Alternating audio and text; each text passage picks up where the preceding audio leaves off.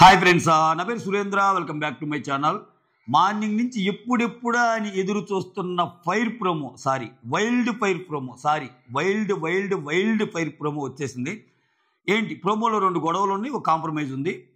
ఈ గొడవల వెనకాల అసలు ఏంటి, నిజాలేంటి అని మాట్లాడుతానే మనదైన శైలిలో ఒక కంక్లూజన్ ఇచ్చే ప్రయత్నం చేస్తా. దానికంటే ముందు మీరు చేయాల్సింది ఏంటంటే ఒక లైక్ కొట్టి వీడియోని బ్లెస్ చేయండి. అలానే కొత్తగా ఎవరినో చూస్తుంటే please do subscribe, share it and hype it. Okay right. ఈ ప్రోమో అంతా చూశాక ఇద్దరు అమాయకులు గొడవ పడ్డారు అనిపించింది నాకు. అమాయకులు ఎవరంటే కళ్యాణ్ అండ్ డిమాన్. ఇద్దరు తెలివైన వాళ్ళు రాజీ పడ్డారు అనిపించింది. తెలివైన వాళ్ళు ఎవరంటే Tanuja and Divya. So again ఇంకొక అమాయకురాలు లెక్కే సంజన గారు కూడా. అంటే సంజన గారి బాధలో అర్థం ఉంది, కానీ ఆమె వాడిన యూసేజ్ మాత్రం వర్డ్స్ ఆఫ్ యూసేజ్ అస్సలు ఇంకా అక్కడ కొన్ని కట్ చేశాడు. కానీ రీతు అన్న మాటను బట్టి మనకి ఏమర్థమవుతుంది, నువ్వు ఎక్కువ డిమాండ్తోనే కూర్చుంటున్నావు రాత్రులు అని చెప్పి ఏదో అన్నాక కళ్ళు మూసుకునే పనులు మేమేం చేస్తున్నాం బిగ్ బాస్ అని ఒక మాట అంటది. ఇంకా ఏం మాట్లాడిందో ఏమో, అసలు లైవ్లో అంతా వేసాడో లేదు ఇక్కడ. కానీ సంజన మాటలను ఖచ్చితంగా తప్పడతా నేను. కానీ at the same time Rithu వచ్చేసి ఈరోజు లైవ్ చూసిన వాళ్ళకి అర్థమైద్ది, అబ్బో సంజన గారికి నువ్వు ఎందుకు నచ్చుతున్నావురా, మొత్తం కొంచెం అంటే ఆమెకి టార్గెటెడ్గానే ఉంది. ఎంత రీతుని ఓన్ చేసుకోవాలనుకున్నా రీతు మాత్రం ఆమెని చేయాలనే ఉంది. నామినేషన్ కానీ ఏదైనా ఏదో ఒక రకంగా చేసి తేవాలనే ఉంది. అది క్రిస్టల్ క్లియర్గా లైవ్ చూసిన వాళ్ళకి అర్థమైంది ఈరోజు. సో ఓవరాల్గా ఎస్, ఆమె రెచ్చగొడుతుంది. నువ్వు రెచ్చిపోవటంలో మీనింగ్ ఉండాలి కదా. సంజన ఏం చేసింది, అవుట్ బోస్ట్ అయిపోయింది. అంటే అది ఎంత రేంజ్లో అంటే దాని మూల్యం ఈ వారం ఆమె అవుట్ అయినా అయిపోవచ్చు. అదే చదువుతుంది. తెలివిగల్లోళ్ళు అమాయకుల జాబితాలో ఏమో కూడా అమాయకురాలి. అంత మాట అన్నాక ఎలారా అంటే ఎస్, నేను సమర్థించను. సంజన గారు మాట అంటాం తప్పు. ఎవరైనా నేషనల్ ప్లాట్ఫామ్ మీద అటువంటి పదజాలం వాడితే ఎవరైనా తప్పే. ఓకే, నువ్వు ఎంత మంచిగా ఆలోచించినా ఏం చేసినా ఏం కనపడు, నువ్వు వాడిన పదమే కనపడిద్ది. అసలు అటువంటిది అంతమంది లక్షల మంది చూసే షోలో ఒక మాట అంటాం చాలా తప్పు. ఓకేనా రైట్. అసలు ఏం జరిగింది మాట్లాడదాం. ఫస్ట్ 1 by 1 వద్దాం.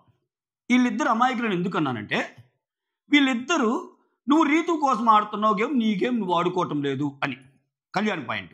సో లాజికల్ కంక్లూజన్ ఏంటి, తిని చెప్పేది ఏంటంటే, కెప్టెన్సీ కోసం పోటీ పడుతున్నప్పుడు షేర్డ్ కెప్టెన్ అయింది సుమన్ అని నేను లైవ్ కూడా చూసి మాట్లాడుతున్నా. ఈ వీడియో చేసేటప్పటికి లైవ్ అయిపోయింది, తనూజాది కూడా జరుగుతుంది. ఆ తర్వాత ఇంకోటి ఏదో జరగవచ్చు, సంజన చాలా లేట్ అయింది కదా అని చెప్పి వచ్చేసారు రివ్యూకి. ఓకే సరే. ఇక్కడ కెప్టెన్సీ పోటీదారులు 4 పోటీ పడతారు కదా, రీతు, డిమాన్, కళ్యాణ్ అండ్ సుమన్. వీళ్ళు 4 ఒక టీం. అయితే వీళ్ళ 4లో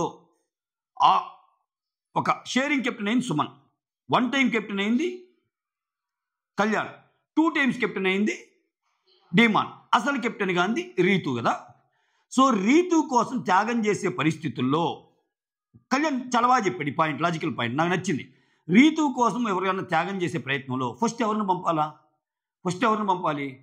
ఫస్ట్ 2 సార్లు అయిన డిమాన్ని పంపాలి. అదే ఆయన అనేది. నేను వెళ్ళనని చెప్పడం లేదు, ఫస్ట్ డిమాన్ వెళ్ళాక వెయిట్ చేస్తే నేను వెళ్తాను అన్నప్పుడు ఈ సుమను వీళ్ళందరూ ఒకటయ్యి మెజారిటీ ఓట్స్ మాకున్నాయి కదని చెప్పి రీతు కళ్యాణ్కి, డిమాన్ కళ్యాణ్కి, సుమన్ కళ్యాణ్కి వేస్తారు. సుమన్ ఈరోజు నామినేట్ చేయడానికి కూడా రీజన్ అదే, ఈ ఒక్క పాయింట్ చుట్టూరే చెప్పినా ఎందుకు అర్థం చేసుకోడని. సో డిమాన్ ఫస్ట్ వెళ్తే, డిమాన్ తర్వాత ఒకసారి కెప్టెన్ నేను వెళ్తే, ఆ తర్వాత సుమన్ వెళ్తే, ఆ తర్వాత రీతు నుంచుదాం అంటాడు. కళ్యాణ్ పాయింట్ ఇది, ఆ ఆర్డర్ మెయింటైన్ చేద్దాం అన్నట్టు అంటాడు. ఇక్కడ ఈ గొడవలో ఏం జరిగిద్ది, ఇక్కడ డిమాన్ ఏం చేస్తాడంటే ఇమ్మాన్యుల్ని నామినేట్ చేస్తాడు. ఇమ్మాన్యుల్ నామినేట్ చేస్తా అన్న, నేను నామినేట్ చేయాలన్నా నాకు బాధ వేస్తుంది, ఏడుపుతోనే నేను నామినేట్ చేస్తున్నాను. దానికి రీజన్ ఏంటంటే, ఆల్రెడీ నేను నీకు మాట ఇచ్చా, ఇమ్మాన్యుల్ ఒక టీము, వీళ్ళు ఒక టీము. ఓకే, అపోజిట్ టీమ్ అని నేను నీకు మాట ఇచ్చా, నేను కలిసి ఆడదామన్నా. ఎంత 2 డిఫరెంట్ టీమ్స్ అయినా సరే అల్టిమేట్గా కంటెండర్స్ కోసమే కదా జరిగేది అని మాటిస్తే, నీకు ఛాన్స్ వచ్చినప్పుడు నువ్వు లోపలికి పోయి రెడ్ బ్లూ అంటే మా వైపు తిప్పావు, బ్లూ వైపు. అప్పుడు నేను రావాల్సి వచ్చింది కదా. నువ్వు అసలు తిప్పకుండా ఉంటే నేను వచ్చేవాడిని కాదు కదా అన్నది ఏన పాయింట్. సో ఇక్కడ కళ్యాణ్కి పాయింట్ దొరికింది. అంటే నువ్వు బ్లూ టీం వైపు ఆడదామని ఎలా అనుకున్నావురా అన్నప్పుడు మన టీం గురించి ఆడాలి కదా, నేను పిచ్చోన్నయ్యా వెళ్ళింది అన్నట్టు కళ్యాణ్ అడిగినప్పుడు రీతుకు పాయింట్ అర్థమైపోయింది. రీతు సపక్కన అంటే నువ్వు ఈ టీంలో ఉండి ఆ టీంలో ఇమ్మాన్యుల్కి ఎలా సపోర్ట్ చేద్దాం అనుకున్నావు అన్న పాయింట్. ఇక్కడ డిమాండే తప్పు ఎక్కువ. ఎందుకంటే చూడు, డిమాండ్ రీతు 1కి 4 సార్లు అంటది కళ్యాణ్ని. మీరు గమనిస్తే ఒక్కసారి పాతకెళ్ళి నువ్వు ఇమ్ము ముందే మాట్లాడుకున్నావు కదా, నువ్వు ఇమ్ము ముందే మాట్లాడుకున్నారు కదంటే కళ్యాణ్ కేటగారికల్గా చెప్తాడేమని, నేను అడిగింది ఇప్పుడు కాదు, మా అమ్మ ఫ్యామిలీ వీక్ వచ్చినప్పుడు నాకు కెప్టెన్ అవ్వాలని అన్నాను అని. కానీ ఇప్పటికిప్పుడు ఇమ్ముతో సెటిల్ చేసుకుంది డిమాండ్ కదా. ఆ రకంగా కళ్యాణ్ డిమాండ్ అంటే డిమాండ్ తప్పయింది. మీరు లాజికల్గా థింక్ చేస్తే డిమాండే తప్పయింది.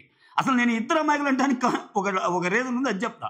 సో డిమాండ్ తప్పయింది. ఇప్పుడేంటి, ఎప్పుడైతే నువ్వు మన టీంలో ఉండి అసలు ఆ టీం కోసం ఆడటం ఏంట్రా, అదే తప్పు కదా అని అన్నాడో వెంటనే ఏమందుకుంది. ఓకే, ఏమందుకొని ఫస్ట్ ప్రయారిటీ నేను, నా తర్వాతే ఇమ్మాన్యుల్ అని రీతు వచ్చింది. అంటే మన టీంలో ఉన్న నేనే ఫస్ట్ ప్రయారిటీని. అది ఎట్లా, నీ ఫస్ట్ ప్రయారిటీలో ఉన్న నువ్వు తర్వాత కళ్యాణ్ అవ్వాలి, సుమన్ అవ్వాలి టీం కోసం ఆడేటప్పుడు. అంటే ఏంటి, మీరు చేసిన గేమ్ని కళ్యాణ్ ఎక్స్పోజ్ చేయడానికి ట్రై చేశాడు. ఇక్కడ క్రిస్టల్ క్లియర్ డిమాండ్ అయితే మాత్రం తప్పు ఉంది ఇక్కడ. అలా అని చెప్పి డిమాండ్ మంచి ప్లేయరా కాదా అంటే నేను అసలు ఒక కంటెస్టెంట్గా ఎక్కువ మార్కులు ఇవ్వమంటే నాకు కళ్యాణ్ కంటే డిమాండ్కే ఎక్కువ మార్కులు వేస్తాను. నాకు ఇష్టం డిమాండ్ అంటే, ఆటపరంగా కానీ చాలా జోవియల్ నేచర్ కానీ ఆయనకి అన్ని లక్షణాలు బాగుంది.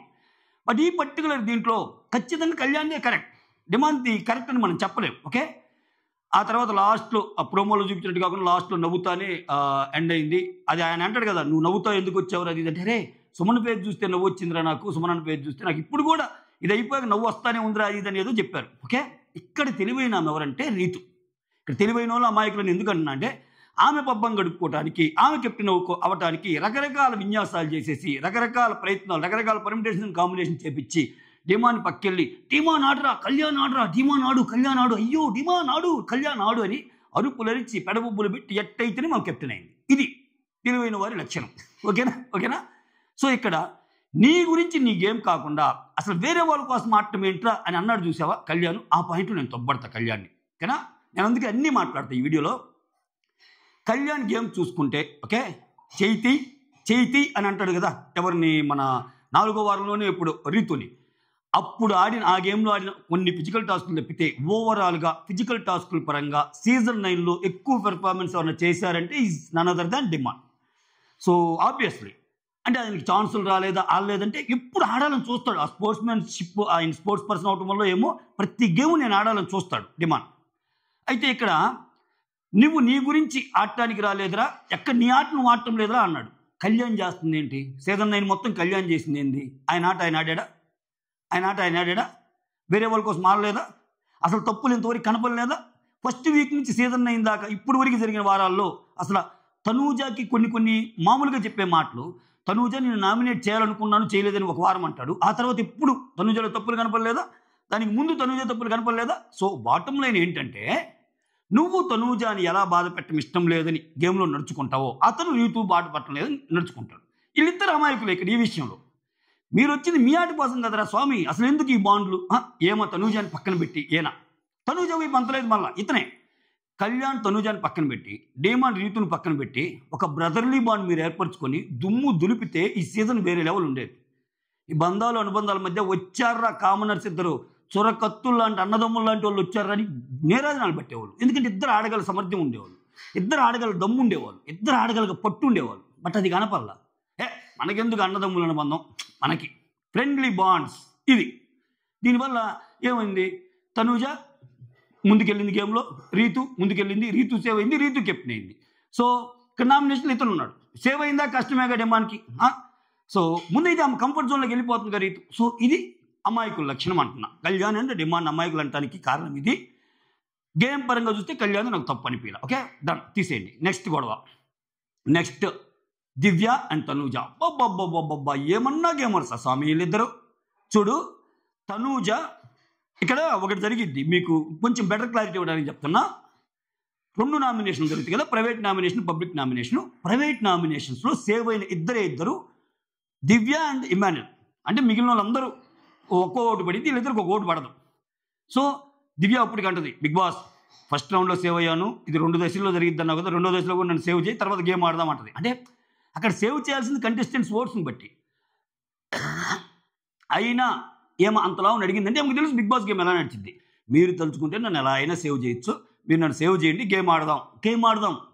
ఏంటి meaning, what does it mean game ఆడదాం అంటే, మీకు కావాల్సిన టీఆర్పీ నేను ఇస్తానన్నా. సో ఆమెకు అర్థమైపోయింది గేమ్. అది తెలివితేటల పరంగా చూస్తే అమ్మాయి తెలివితేటలే, కానీ గేమ్ పరంగా చూస్తే దీనికోసం మనం ఇంత చేసిందని దివ్య అని ఒక మాట అనాలనిపిస్తుంది.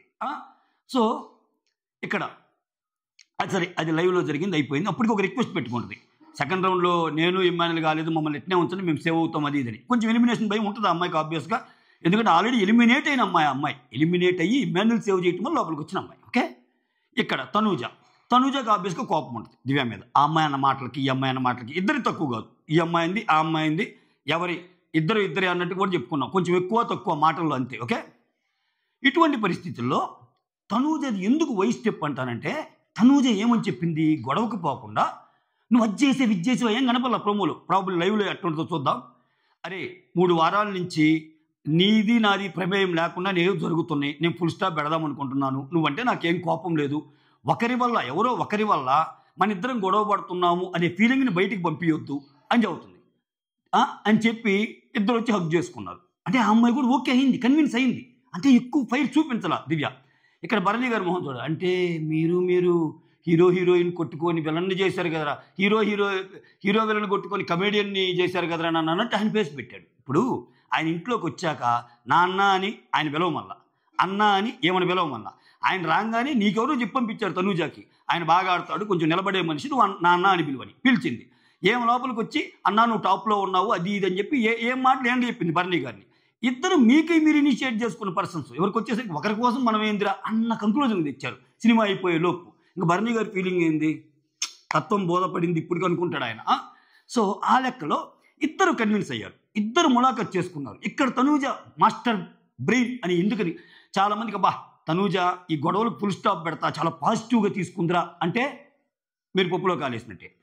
ఫస్ట్ ప్రైవేట్ నామినేషన్స్లో ఆమె లేకపోయినా పబ్లిక్లో అంతవరకు ఎవరు ఇలా వేస్తారో లేదో తెలియదు, కానీ ఇప్పుడు ఒక నామినేషన్ నాది పడితే ఆ అమ్మాయి ఖచ్చితంగా నామినేషన్లోకి వస్తే ఖచ్చితంగా ఆ అమ్మాయి లిస్ట్ ఓటింగ్ ముందు కానీ వెళ్ళిపోద్ది అనే థాట్ ప్రాసెస్ ఖచ్చితంగా ఉంటుంది తనూజకి గేమర్గా.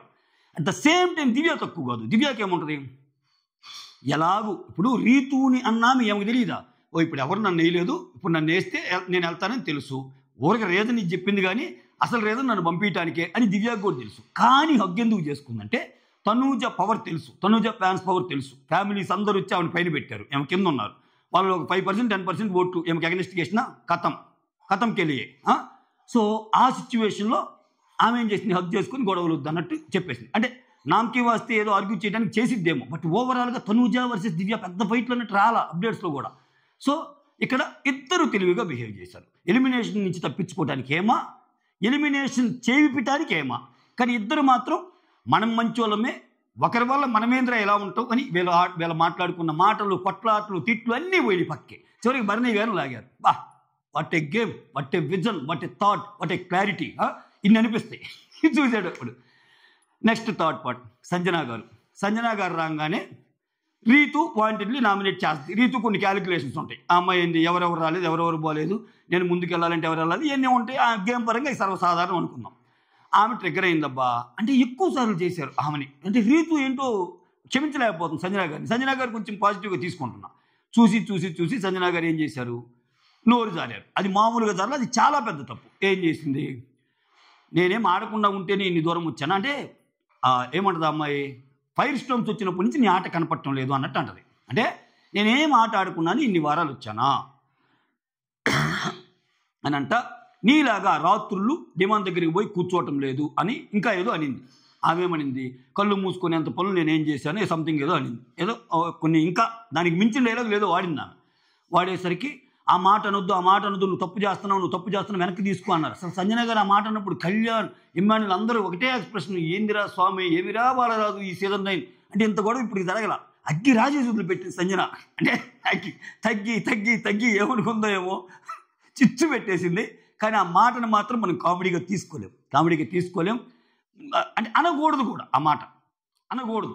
ఒక నేషనల్ టెలివిజన్లో నువ్వు ఒక అమ్మాయి గౌరవానికి సంబంధించిన దాన్ని నువ్వు కొంచెము ఇచ్చేయటమే కదా, అది తప్పు కదా. ఎవరైనా ఇప్పుడు దాంట్లో పాయింట్ ఉందా, నిజంగా నిన్ను రీతు టార్గెట్ చేసిందా, నువ్వు ఇదేంటి ఏం పేరు సాక్రిఫైస్ పేరుతో నిన్ను ఆడుకున్నారా, అవన్నీ వేకే. కానీ ఒక మనిషిగా మనకి సహనం ఉండాలిగా.